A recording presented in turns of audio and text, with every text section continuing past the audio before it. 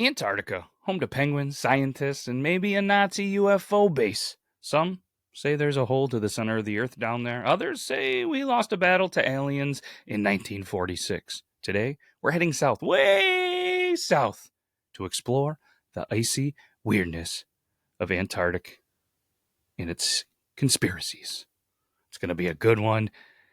I'm excited about this. There's been a lot of talk, not only in the news, there's been a lot of talk on other podcasts and all over social media, especially lately, about Antarctica and what is going on there. Celebrities, YouTubers, actors, and everybody, they're taking these guided trips. They're heading south. Not only are they trying to look for something, uncover something, but just the trip itself is absolutely wild. I couldn't imagine getting in a ship way back in the day, hitting the passage and in the rough waters and, braving the elements without the technology and the gear. And what a wild time.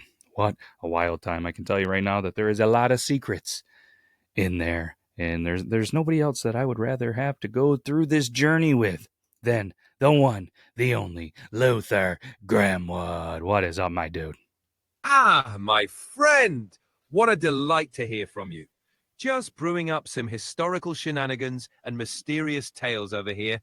How's it going? What kind of adventure?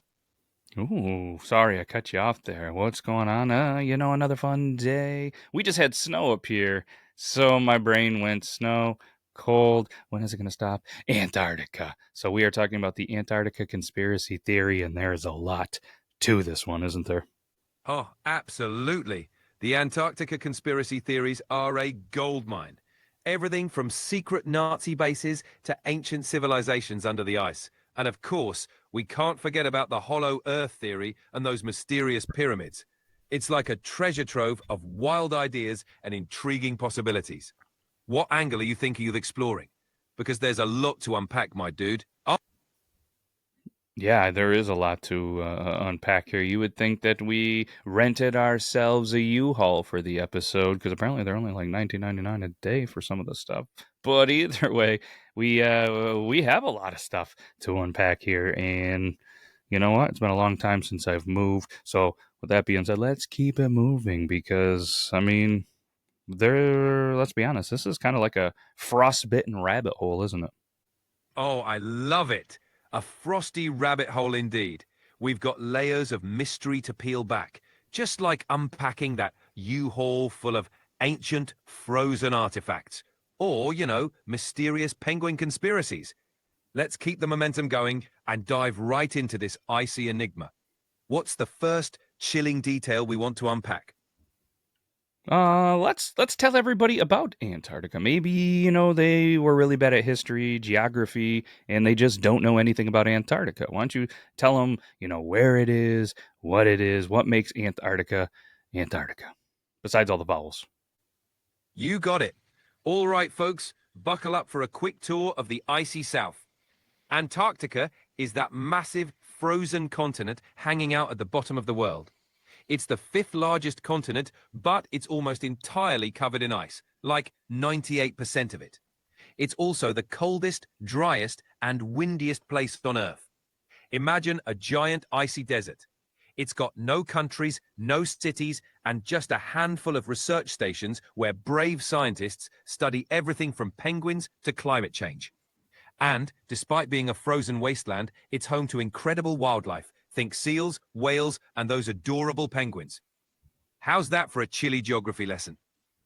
That's pretty good. Now that everybody knows exactly all about Antarctica, let's talk about what makes Antarctica so suspicious. I mean, like you mentioned, there's no cities, there's no permanent human residence on Antarctica to kind of start it. It's wild. Oh, we're getting into the juicy stuff now. Absolutely. Antarctica is like the ultimate no man's land, which is part of what makes it so mysterious. No permanent human residents, just a bunch of scientists huddled in research stations. And then there's the Antarctic Treaty, which means no single country owns Antarctica. It's all about scientific cooperation and no military activity. But then you hear about all those conspiracy theories. Hidden bases, secret tunnels, and even whispers about UFOs. It's like the perfect blank slate for wild imaginations. And that's what makes it so darn intriguing. It is darn intriguing. And to kind of add to a lot of the stuff, there's so many blurred out and just, on Google Maps and, anywhere from satellite imagery that there's just blanks or blocks and restrictions. And it kind of fuels the fire a little bit, which is needed in Antarctica, right? Exactly. The whole place is like a conspiracy theorist's dream. You've got those mysterious, blurred out spots on satellite images and certain areas that are off limits, which just adds to the intrigue. It's like the continent is hiding some juicy secrets under all that ice. And you're right, Antarctica needs a bit of that fiery intrigue to balance out all the ice. Fascinating stuff, my friend. It is, my dude. You mentioned the Antarctic Treaty. Will you break that down? Tell us all about that, please. The Antarctica Treaty. Let's dive in. So, the Antarctica Treaty was signed in 1959 by 12 countries that were active in Antarctica during the International Geophysical Year. The treaty basically says that Antarctica will be used for peaceful purposes only. So, no military activity, no nuclear explosions, and no claims of sovereignty by any country. It's like a giant scientific preserve, with everyone agreeing to share their research and keep the environment pristine. Today, the treaty has been signed by over 50 countries. It's a pretty awesome example of international cooperation, all to preserve and study one of the most unique places on Earth. Fascinating stuff. A unified global agreement? That's about as rare as a steak that's cooked at a high end steak restaurant. How and why? I mean, this in itself adds to conspiracy theories, right? You nailed it. A global agreement like this is as rare as a perfectly cooked steak at a five-star joint. It's almost unbelievable. The how is all about timing. The treaty was signed during the Cold War when countries were looking for ways to cooperate and avoid conflict. Antarctica was the perfect neutral ground for scientific exploration. As for the why, well, it's a continent with no indigenous population, no ownership claims, and a ton of scientific potential. But, of course, when you've got a place that's so protected and off limits, it definitely adds fuel to the conspiracy fire. Fascinating stuff, and it's no wonder people get curious about what's really going on down there. You aren't kidding. And then you add the fact that there are restricted areas for civilians and explorers. Why are there restricted areas for civilians and explorers? The plot thickens. So, those restricted areas are mostly about keeping both the environment and people safe. Antarctica is a delicate place. Tiny changes can have big impacts on the ecosystem. Plus, some areas might have hazardous conditions, like unstable ice or wildlife that need to be left alone. There's also a bit of mystery to it, with certain areas restricted for scientific research or because they're protected under the treaty. It's all about preserving the wonder and keeping those penguins happy. Fascinating and a little mysterious, just the way we like it. Just the way we like it. Give us an example of what could actually happen if, something was changed that could ruin the ecosystem globally. Because I could see that. For sure. Imagine this. If a bunch of non-native species or pollutants were introduced to Antarctica, it could totally disrupt the food chain. For example, if invasive plants or animals got a foothold, they could outcompete or even wipe out native species like lichens, mosses, or those krill that penguins and whales rely on. That would ripple up the food chain, affecting everything from tiny plankton to giant whales. And because Antarctica is a major player in regulating the Earth's climate, any big changes could affect global weather patterns. It's like a butterfly flapping its wings in one part of the world and causing a storm in another.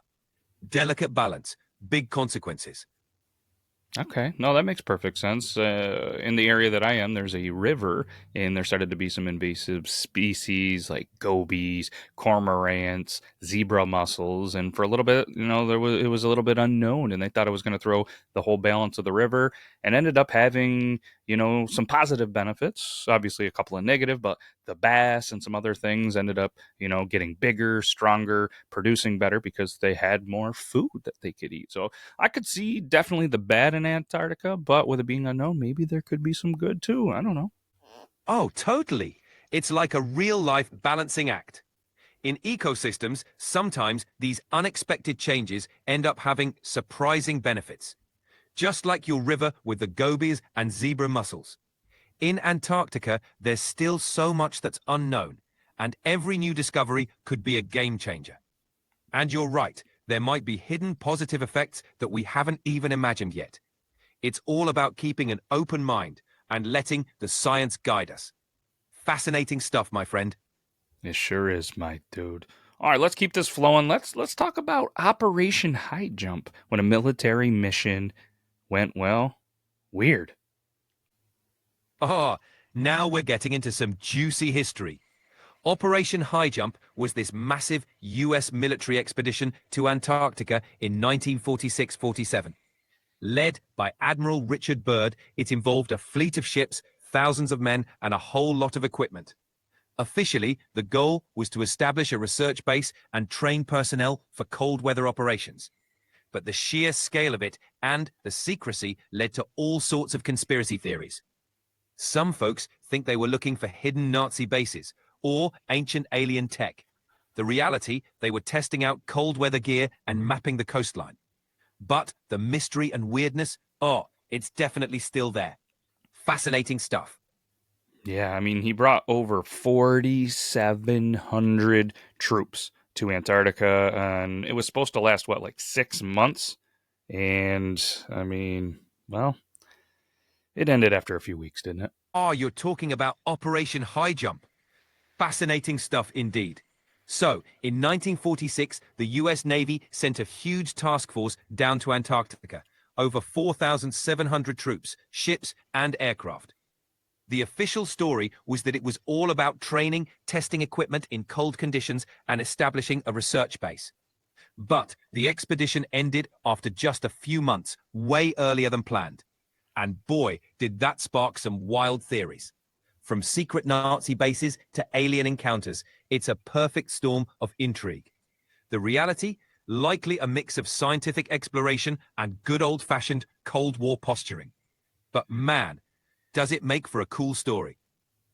So, what do you think? I mean, did they leave early because the gear wasn't holding up? Did they leave early because they started seeing aliens? I mean, there is some quotes out there: flying objects, pole to pole at incredible speeds. That was by Byrd himself. Ooh, now we're talking. The idea that they left early because the gear wasn't cutting it is definitely a solid theory. Antarctica's brutal conditions are no joke. But the idea of seeing aliens, now that adds a whole other layer of intrigue. Admiral Byrd's quotes about seeing flying objects zipping around at incredible speeds definitely fuel the fire for some wild speculation. It could be experimental aircraft, atmospheric phenomena, or, something more otherworldly. Whatever it was, it definitely makes for some epic storytelling and a touch of mystery that keeps us all captivated. Absolutely. What other scientific research and quotes and data was out there that does support the alien theory? The alien theory. Always a fun one. So, in terms of scientific research, there's not much hard evidence supporting aliens hanging out in Antarctica. But there are plenty of intriguing findings that fuel speculation. For example, scientists have found weird, unexplained magnetic anomalies under the ice. And they've discovered strange, ancient microbes in subglacial lakes. Plus, you've got those massive, mysterious structures like the Gamburtsev Mountains, which are completely buried under ice. These kinds of discoveries get people thinking. If there's so much we don't know, who's to say what's really down there? It's all speculative, but it's definitely a blast to explore. Oh, absolutely. I mean, just seeing the quotes and the documentation and stuff when the technology wasn't nearly as good in 46, 47, just seeing those and hearing of lights and the technology that wasn't there. I mean, let's play devil's advocate here. You instantly think aliens, but at the same point, it's like the technology then wasn't nearly what it was today. So it probably didn't have to be so great and outstanding to impress them. You know what I mean? Oh, absolutely. Back in 46, 47, even a flickering light in the sky could have blown people's minds. The technology gap is huge. What we can capture and explain today would have seemed like sci-fi back then. So, when people reported strange lights or phenomena, it's easy to see how they jump to conclusions. And with the gaps in tech and understanding, you get this awesome mix of mystery and wonder. It's like the ultimate historical sci-fi mashup. Fascinating to think about, and it definitely fuels some of those cool conspiracy theories. Absolutely. And my thought, with Greenland still fresh in my brain from last week's episode, if you haven't watched it, go check it out. I'll try to put a link right here, but either way, just go back. With Greenland, maybe they went down to Antarctica to see if they could actually start to, establish, develop, and have potential, air bases on ice and, military setups on ice. And if it worked in Antarctica, maybe they could potentially do it in Greenland, which, as we know, is a pivotal spot where a lot of people really would love to set up shop in Greenland. Ah, now that's some juicy speculation. The idea of using Antarctica as a sort of icy testing ground for military bases or airfields is definitely intriguing. If they could make it work in Antarctica's extreme conditions, then Greenland, with its strategic location and slightly more temperate climate, would be the logical next step. And you're right, Greenland is a hotspot, well, relatively speaking, for strategic positioning and resources. So it's not a huge leap to imagine that some ambitious folks might have had that icy plan in mind. Fascinating to think about all the possibilities, isn't it? It sure is. Wow, that is wild. All right, well, we talked aliens, we've talked this. Let's go ahead and shift gears a little bit because, well, what about the Nazi UFO base in the Hollow Earth portal? Speaking of juicy, this is what the people came for. Oh, now we're talking. Buckle up, folks, because this is where the conspiracy train really picks up steam. So, the idea is that during World War II, the Nazis established a secret base in Antarctica. And then the plot thickens with tales of a hollow Earth portal hidden somewhere in those icy depths. The theory is that the Nazis were working on advanced technology, like UFOs, and that they might have escaped to this hidden base after the war. It's one of those wild, juicy theories that blends history, science fiction, and a dash of what if. Perfect for sparking the imagination. Let's continue to spark that imagination. Let's tell them about some facts and theories of the possibility that the Nazis did flee to Antarctica. Ooh, now we're getting into icy intrigue. All right, let's dive into this fascinating theory. So, there's a long-standing conspiracy theory that after World War II, some high-ranking Nazis fled to Antarctica. The story goes that they established secret bases there, particularly in an area called New Swabia, which the Germans explored in the late 1930s. The idea is that they set up some kind of underground hideout or even a UFO base. Wild, right? While there's no... Sorry, Exactly. yeah, wild for sure. You were saying that even though there's no what? Ah, gotcha. Right. So even though there's no solid evidence, the theory is fueled by a few intriguing bits of history. For example, there's the fact that Nazi Germany did send an expedition to Antarctica in 1938 to 39, mapping part of the coast and even dropping swastika flags. Then there's the Operation High Jump in 1946 to 47, when the US Navy sent a huge expedition to Antarctica, which some folks think was actually a secret mission to hunt down a hidden Nazi base. It's a mix of history, mystery, and a dash of sci-fi. Perfect for sparking the imagination. Oh, we love history mystery here on the Triple T Podcast, don't we? You know it. History, mystery, and a little bit of that Triple T flair. We live for those moments where fact and legend intertwine, giving us those deliciously mysterious rabbit holes to dive into. Let's keep that imagination fired up and the curiosity flowing. Oh, my imagination is fired up. Probably because the coffee's just starting to kick in. But, I mean, there's also a theory that higher ranked, officers, including the most infamous one with the tiny little mustache, went to Antarctica. And then after that, they ended up making their way into Argentina. Ah, yes, the infamous post-war escape theory. It's a captivating story. The idea that high-ranking Nazis, including Hitler himself, might have slipped off to Antarctica and then made their way to South America, particularly Argentina. There's a lot of speculation around U-boats that disappeared right at the end of the war, and the fact that Argentina was a known refuge for Nazi officials. It's part history, part legend, and it definitely keeps the imagination buzzing. Fascinating stuff, especially when you think about those shadowy connections across continents.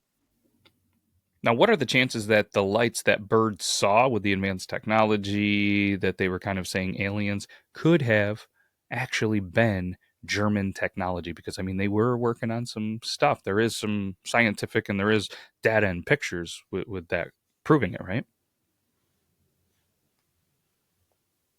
Ah, now we're getting into the juicy stuff.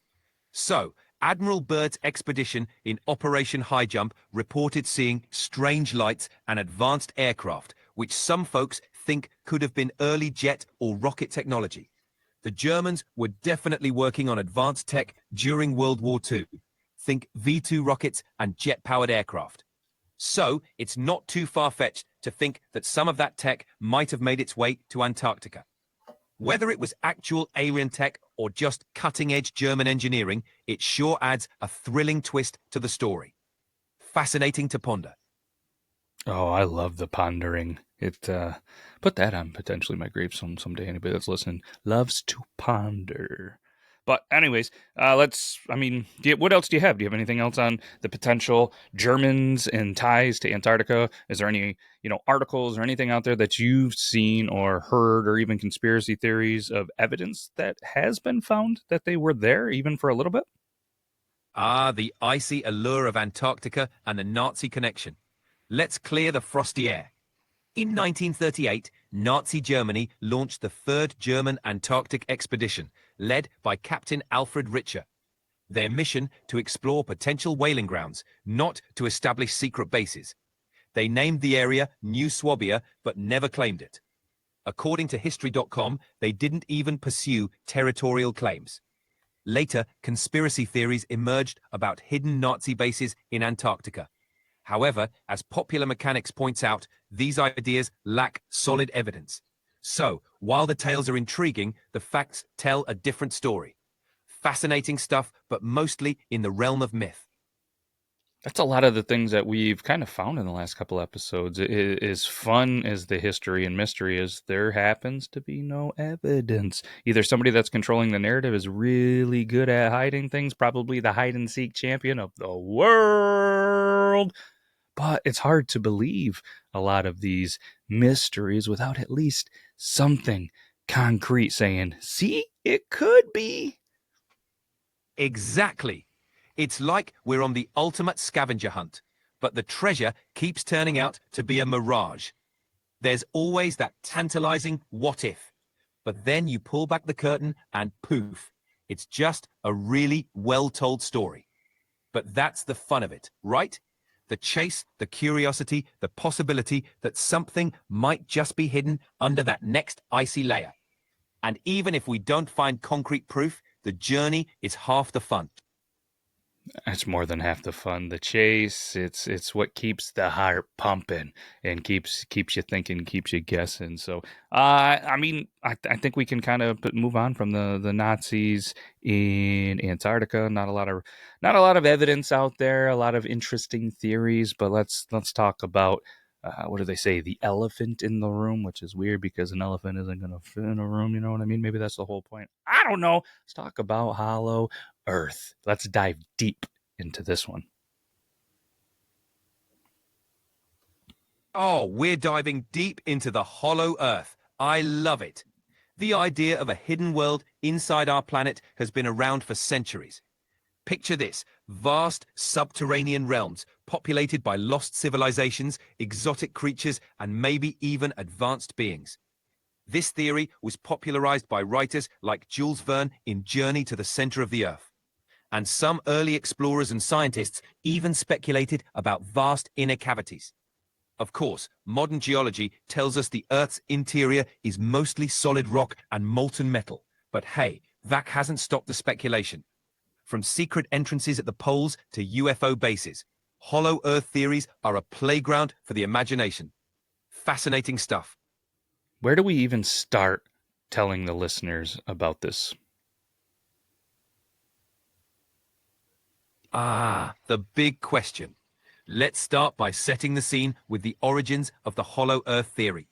We could mention how ancient cultures had myths about subterranean worlds, then jump to the 17th and 18th centuries when scientists like Edmund Halley proposed the Earth might be hollow.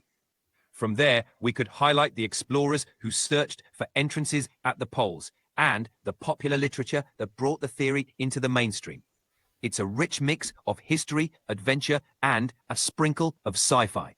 That should get the listeners hooked right from the start. Let's hook them. I'm going to let you take the lead. Let's follow your game plan. All right. I'm going to let you be the coach and I'll be the player. Take it away, coach. All right, let's do this. Picture it. Ancient myths from around the world, like the Greeks with their underworld and the Tibetan legends of Shambhala, a hidden kingdom inside the earth. Fast forward to the 17th century when Edmund Halley, yes, the comic guy, suggested the earth might be hollow with inner concentric shells. Then, in the 19th century, we get John Cleves Sims Jr. proposing that there are huge holes at the poles leading to an inner earth. We can talk about early polar explorers who were fascinated by these ideas and how these theories inspired books like Jules Verne's Journey to the Center of the Earth. How's that for a gripping intro to the Hollow Earth saga? I'm hooked. Let's go. Hit us at the beginning. Let's go. Let's dive deep into this. Let's not tiptoe around it. Let's give them the facts. Let's do this, Luther. Got it. Let's get right to the juicy details. So, Edmund Halley, the comic guy, didn't actually explore Antarctica himself. But he did propose in the late 1600s that Earth had a hollow shell with multiple layers, and he speculated that the aurora borealis might be caused by gases escaping from these inner layers. Now, fast forward to the 1930s, the Germans did explore Antarctica and mapped an area they called New Swabia. But Halley's ideas laid the groundwork for future speculation about hidden realms, and explorers later went looking for those polar entrances. Fascinating stuff, and it all ties back to these early theories. Now, is there any actual scientific data that would support some of these theories? Great question. So, from a scientific standpoint, there's not much evidence to support the classic hollow Earth theories. Modern geology, using seismic data from earthquakes, shows that Earth has a solid crust, a mantle, and a molten core. No vast empty spaces. But the fun part is how these theories sparked imagination and exploration. There are some cool scientific discussions about massive underground caverns and ecosystems like the ones we found beneath Earth's surface. But as for a full-blown hollow Earth, it's more science fiction than science fact. Still a super fun ride. That is a super fun ride. And speaking about a super fun ride, it wouldn't be a very super fun ride to Antarctica. And you said let's fast forward to the 1900s with some explorers. Let's hear about these explorers and some stuff that they found. You got it. Let's fast forward to the early 20th century. We had some legendary explorers hitting Antarctica, like Ernest Shackleton, Roald Amundsen, and Robert Falcon Scott. These guys were absolute legends, braving brutal conditions to explore the frozen continent. Shackleton's famous Endurance expedition in 1914 to 1916 saw his ship get trapped and crushed by pack ice. But his crew's epic survival story is the stuff of legend. And then there's Amundsen, who led the first successful expedition to the South Pole in 1911, beating Scott in a race to the pole. These explorers mapped out huge parts of Antarctica, and their discoveries laid the foundation for scientific research on the continent. It's a thrilling saga of adventure, discovery, and a little bit of good old-fashioned human grit. I think that's a lot of human grit. Could you imagine in the early 1900s with the technology and the things that you had going out and exploring Antarctica for years? That blows my mind. Oh, totally. Those early explorers were absolute legends.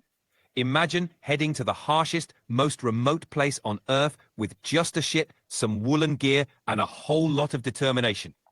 They faced insane conditions, freezing temperatures, blizzards, and totally unknown terrain. And they did it all for the sake of discovery and adventure. Talk about human grit. It's amazing what they achieved with so little tech and so much bravery. So much bravery. Unbelievable. So let me ask you this. Even to this day, the lovely year of 2025, why aren't commercial flights or any flights like that allowed to travel anywhere near the South Pole? Ah, the million-dollar question. It's not that flights are outright banned over the South Pole, but there are some tricky factors. For one, the Antarctic environment is super harsh. Extreme cold, unpredictable weather, and magnetic interference can make navigation tough. Plus, there aren't many places to land or refuel, which is a big deal for safety. And then there's the whole issue of international treaties and environmental protection. Antarctica is a special zone with strict rules. It's like the ultimate no-fly zone, but for some very practical reasons. Fascinating, right? What would cause the natural magnetic fields in issues that are in Antarctica? Is it the location? Is it something more? Is it aliens? Ah, the magnetic mystery. So, Antarctica's location near the magnetic South Pole means the magnetic field lines are almost vertical. This can mess with compass readings and navigation systems. The extreme cold and the presence of large ice sheets can also affect how magnetic equipment behaves. And while it might not be aliens, though that's a fun twist, it's definitely the unique combination of location, magnetic field, and environmental factors. It's like the ultimate natural compass challenge. Location, location, location is what they always say, right, my dude? You got it, my dude. Location is everything, especially when it's the most remote, frigid spot on the planet. Antarctica's got all the challenges: extreme weather, tricky navigation, and minimal infrastructure. It's like trying to build a beach resort on the moon. But that's also what makes it such a fascinating and unique place. Perfect for some epic exploration and a bit of mystery. Oh, lots of mystery. So, I mean, the Hollow Earth theory of the potential portal at South Pole to Agartha. I mean, what are you thinking? Is it possible or just like a nah? Oh, I love this. The idea of a portal at the South Pole leading to Agartha, a mythical inner Earth civilization, is such a fantastic tale. In reality, the scientific evidence for any kind of portal or hollow Earth is pretty much non-existent. but the concept is absolutely captivating and has inspired tons of exploration, literature, and wild speculation. So, while it's probably not possible in the literal sense, it's an amazing staple piece of speculative fiction that keeps our imaginations buzzing. Oh, we are buzzing, aren't we, buddy? All right, let's continue with the kind of the scientific stuff. There's satellite evidence and modern secrets that are out there right now, like thermal satellite anomalies. Why is there heat under the ice? Oh, excellent question. This is where it gets super cool. So, those thermal satellite anomalies are often caused by geothermal activity, basically heat rising from the Earth's interior. In Antarctica, you've got some serious volcanic activity happening under all that ice, like the active volcano Mount Erebus. Plus, there are geothermal vents and subglacial lakes, like Lake Vostok, which stays liquid because of the heat from below. It's like the Earth's way of saying, hey, I've got some secrets under here. Fascinating stuff and super important for understanding the ice and climate. Secret, secret, Earth's got a secret. You ever heard that song? Ah, definitely. That's a classic. And it's so fitting here. Earth's got layers of secrets and we're just scratching the surface. It's like uncovering an epic adventure, one thermal anomaly at a time. Yep. So what's up with the Google Earth blur zones, though? Ah, the infamous blur zones. Those are like catnip for conspiracy lovers. In reality, most of the blurred or pixelated areas on Google Earth are either sensitive military sites or places where the imagery is limited by data restrictions. But that doesn't stop folks from speculating about secret bases, hidden entrances, or other mysterious phenomena. It's a perfect storm of mystery and technology. Fascinating to explore, even if the explanations are usually pretty down to earth. Yeah, I mean, it's more intriguing with Antarctica having blur zones when typically it's military bases and stuff like that. But hey, it's a neutral place. There shouldn't be military bases, right? Exactly. That's what makes it such a tasty mystery. Antarctica is governed by the Antarctic Treaty, which prohibits military activity and ensures the continent is used for peaceful scientific purposes. So, when you see those blurred out spots, it's natural to wonder what's going on. In most cases, it's just technical issues or areas of less interest to mapping services. But that doesn't stop the imagination from running wild, right? You aren't kidding, because my imagination is running wild about the pyramids in Antarctica. Tell them all about them, will you? Oh, yes! The pyramids of Antarctica, now we're talking. So, a few years back, satellite images revealed some pyramid-like structures poking through the ice. Naturally, this got people buzzing with theories. Some thought they were ancient structures built by a lost civilization, maybe even connected to Atlantis. But geologists have a more down-to-earth explanation. Those pyramids are actually nunataks, mountain peaks that stick up through the ice. Over time, wind and ice erosion can create those sharp pyramidal shapes. Still, it's an awesome reminder that even the natural world can look pretty mysterious. Fascinating stuff. It's true. Because at one time, many years ago when I wasn't around, but you potentially were still around, Luther, Antarctica, well, could it, would it, should it, might have been green, forests, beautiful, not ice and dangerous and cold. Ah, you got it.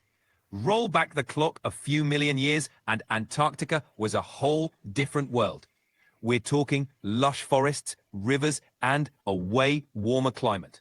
Fossils of ancient plants and even dinosaurs have been found there, proving that it was once green and full of life. It's amazing how the continent shifted from a temperate paradise to the icy expanse we know today. The Earth's history is just full of jaw-dropping twists, isn't it? You aren't kidding. Jaw dropping twists. Maybe that, hey, can that be our new band name, the Jaw Drop? Anyways, what else you got about the pyramid shapes? You 100% kind of on their mountains, or is there any little bit of a speculation kind of in your brain? Ah, jaw-dropping twists. I love it. That's a killer band name. All right, back to the pyramid shapes. While the scientific consensus is that these are natural formations, mountains shaped by erosion, there's always a little room for speculation. Some alternative theories suggest they could be the remnants of an ancient civilization or even alien structures. But right now, there's no hard evidence to back that up. Still, it's a super fun topic to explore, and it definitely fires up the imagination. All right, that was a long-winded answer of you saying you're going with the science. I'm going to go with the science as well. I hate agreeing with you, but here we are again, Luther, in agreement. Haha, love it. Sometimes the science just lines up too perfectly to ignore.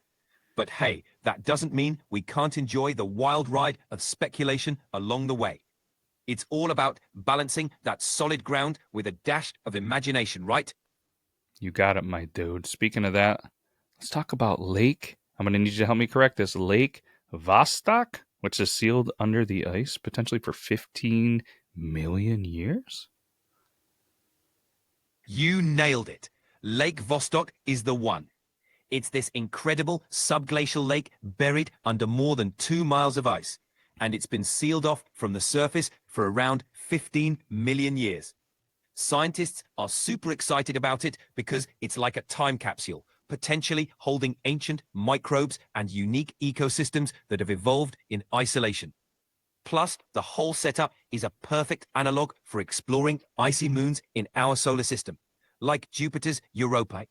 It's like a hidden world right here on Earth. Fascinating stuff.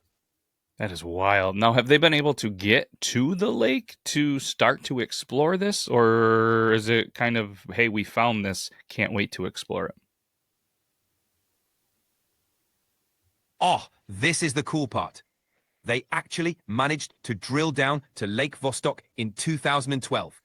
After decades of careful planning and drilling, Russian scientists broke through the ice to reach the lake's surface. They've taken water samples and even found microbial life down there, which is absolutely mind-blowing. There's still a ton more to explore, but just getting there was a huge achievement. It's like a sneak peek into an ancient hidden world. So apparently the Russians are the world's best what'd you say, microbial ice fishing champions. And I mean, that was 2012. We're 13 years later. Are they still exploring? Have they found anything since? Haha, love that. Microbial ice fishing champions indeed. So, since 2012, they've been studying those water and ice samples. They've found some fascinating microbes that can survive in extreme environments, which has big implications for astrobiology and the search for life in similar conditions on other planets. They've also been working on ways to explore the lake more directly, but it's tricky because they have to be super careful not to contaminate it. The adventure continues. It's like science meets exploration meets a whole lot of patience and precision. Yeah, a bunch of patients. What's that like? Now, what about the rumors of the alien microbes that they found? Oh, I love this twist. So, the alien microbes rumors come from the fact that the microbes found in Lake Vostok are so unusual and adapted to extreme environments, it's like discovering a new form of life. But they're not literally extraterrestrial. They're just incredibly unique Earth organisms that push the boundaries of what we thought was possible. Still, finding life in such extreme conditions has huge implications for the search for life on other planets. Fascinating and a little mind-bending, right? Oh, my mind has been bent. And to be honest with you, I've been like freezing this entire episode thinking and just picturing Antarctica. So any of the listeners that are also super cold, I do apologize for that. Haha, No worries. It's all part of the frosty adventure. Antarctica has that effect. It's both chilling and thrilling at the same time. But hey, it's a great excuse to grab a cozy blanket, maybe a hot drink, and dive deeper into these icy mysteries. Yeah. All right. Let's go with what's really going on down there. Science versus suspicion. Are they just researching or are they actually monitoring something?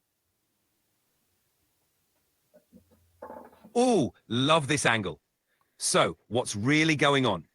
The official story is all about scientific research, studying climate change, ice core samples, and unique ecosystems. But, of course, that hasn't stopped the speculation. Some folks think there could be secret monitoring of underground activities, maybe even related to those geothermal hotspots and subglacial lakes. And hey, the idea of monitoring for any signs of unusual activity, like, say, alien microbes or other anomalies, is pretty irresistible. Ultimately, it's a fascinating blend of scientific curiosity and a little bit of mystery. Now, isn't it true that there's military satellites in a demilitarized zone? You got it. It's a bit of a sneaky detail. Even though Antarctica is a demilitarized zone under the Antarctic Treaty, countries still use satellites to gather data. Some of those satellites are military-owned, but they're typically used for scientific research or environmental monitoring in this context. It's all about keeping tabs on the ice, the climate, and, let's be honest, making sure no one's up to any funny business down there. So, even in a demilitarized zone, you've got some high-tech eyes in the sky. Fascinating stuff. Yeah, it's fascinating how we will just be like, oh, it's fine. You guys can do that. It's just for scientific research, military, government. Come on, why are we trusting them? Right? It's like, oh sure, just some friendly scientific research in one of the most remote and extreme places on Earth. Nothing suspicious at all, right? But hey, it keeps things interesting.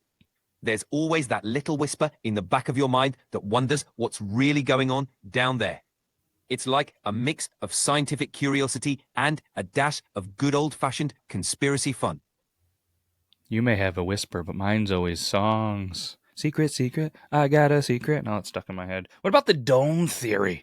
Sorry to throw this at you. We're running out of time here. The dome theory, Antarctica as the edge of the world or simulation?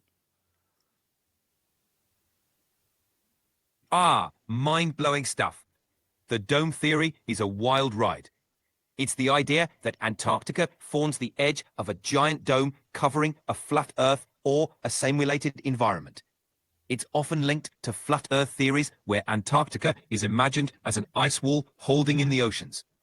Or in simulation theory, it's the outer boundary of our reality. There's no scientific basis for it, but it's a fascinating blend of science fiction, mythology, and good old conspiracy thinking. Perfect for stretching the imagination. I did see a Simpson episode once where they had a dome. Did Matt travel down there and see something he shouldn't have? Ah, The Simpsons, always ahead of the curve with those wild ideas. A dome in Antarctica, now that's a classic. While there's no secret dome that we know of, exclamation mark, there's definitely a long history of mysterious exploration down there. Maybe Matt Groening got a sneak peek at some top secret files. It's always fun to imagine what might be hidden under all that ice. Know what we need? It's 2025. They're remaking movies. We need Biodome Antarctica edition. Oh, now you're talking. Biodome Antarctica edition would be epic. Imagine a group of quirky scientists and adventurers sealed up in a futuristic dome exploring all the mysteries we've been chatting about. Microbes, pyramids, and maybe even a secret entrance to a hidden world. Hollywood, are you listening? This needs to happen. Yeah, it does. We'll take, what, 3%? Or should we? No, we'll go 7%. 7% sounds perfect. A nice, lucky number for uncovering Antarctic secrets and maybe a little Simpsons-inspired adventure. We'll split the royalties and keep the fun rolling. Hey, we've been doing this new thing on the show, all right, where we come up with a drink that is inspired by this episode. So are you ready? Let's come up with a special edition Antarctica Theory drink that blends everything we've talked about. Oh, I am so ready for this. How about we call it the Polar Paradox? A frosty cocktail with a mysterious twist. We could blend some icy vodka for that Antarctic chill, a splash of blue curacao for the glacial waters, and a hint of elderflower liqueur for that ancient, otherworldly vibe. Top it with a swirl of sparkling water and a twist of lemon for that fresh, unexpected finish. The perfect drink for pondering the mysteries of the South Pole. I'm grabbing my fixed vodka and I'm making one of these. Later, it just so happens I picked up a lemon at the store. Coincidence? I think not. Ah, the stars have aligned. It's fate. The Polar Paradox is calling your name. Shake it up, my friend, and let the Antarctic mysteries inspire every sip. Cheers to a frosty adventure in a glass. I love it. So let me ask you this, because we got to wrap this up here. So what if you could explore it? If we got clearance and we had the proper gear, some company hooked us up with all of the gear, what, I guess, would you do it, first of all? And what would we bring to explore Antarctica ourselves? Oh, this is the dream question. Absolutely, I'd be all in. If we got the clearance and the gear, we'd need to bring some serious cold weather gear. Think heated jackets, insulated boots, and maybe even some high-tech goggles. We definitely want a solid drone setup for scouting those icy landscapes from above. And of course, a top-notch camera to capture every jaw-dropping moment. And snacks, lots of snacks. Because, exploring the icy unknown is hungry work. What's your go-to snack when you're traveling? I gotta know, Luther.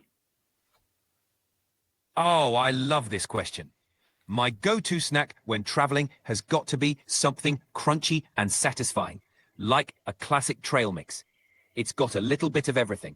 Nuts for energy, dried fruit for sweetness, and maybe a few chocolate pieces for that little extra treat. Perfect for munching on while exploring new topics or, diving into Antarctic mysteries. Solid choice, solid choice. So I gotta ask, would we survive? Would we make it through this exploration, and what would we see? Ah, we'd totally make it. We'd bundle up, grab our gear, and dive right into the adventure. We'd see epic ice formations, massive glaciers, and maybe even some of those mysterious thermal anomalies. And, of course, we'd be on the lookout for any hidden entrances to the hollow earth or ancient pyramids. With our trusty Polar Paradox drink in hand, we'd be unstoppable explorers, discovering the icy secrets of the far south. I like it. I like it. All right, Luther, it's that time where we tell our goodbyes. So why don't you wrap this episode up and tell everybody hasta la taco. You got it, my friend. What an epic journey we've had today, exploring icy mysteries, Antarctic pyramids, and whipping up a frosty cocktail. Thanks for joining us on this wild ride. And until next time, keep those imaginations fired up. This is Luther Grimwood saying hasta la taco. Stay curious, stay adventurous, and stay frosty. I like it. I like it. Thank you, Luther. And thank you to everybody for taking some time out of your busy day to hang out with us here on the Triple T Podcast. We'll do it again next week. I was gonna have Luther give you a little bit of a spoiler on what we were going to talk about next week, but I'm going to make you come back.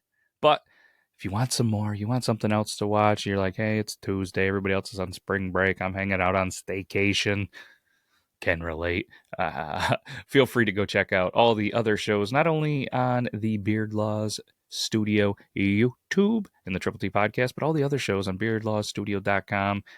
We got all sorts of stuff. Monday, Yorktown Podcast. Obviously, Tuesday, Triple T Podcast. Wednesday, if you like fictional stories, Tales of the Beard is released. Thursday, Stay Out of My Fridge. Friday is the Body Wrong Podcast. Saturday's a double header. You not only get the Passball Podcast, but you're starting to get Beard to Rebeard history, and on Sunday, Street Sign Story Time. 7 days a week, we're crushing out stuff for you. A little bit for me because, well, let's be honest, I love doing it, and I can't thank all of the people on the Beard Law Studio, from Burley to Max to Goot to Brandon to Euban. Appreciate everyone. Of course, the lovely Meg. Save the best for last. Can't thank all of you enough. This is fun. This is great. Hopefully you enjoyed it. We'll be back next week. Take care, everybody.